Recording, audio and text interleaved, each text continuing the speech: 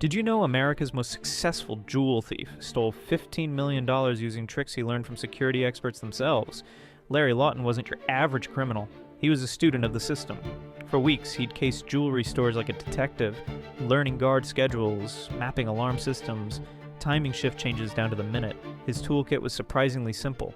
Hairspray to blind motion sensors, mirrors to redirect laser beams, and encyclopedic knowledge of which display cases held the biggest paydays. Store after store fell to his methods. $15 million in jewels gone. The FBI knew they had a problem, so they set a trap. An undercover agent posed as a mob buyer. Lawton walked right into it trying to fence stolen diamonds. 11 years in federal prison gave him time to think. But here's the twist.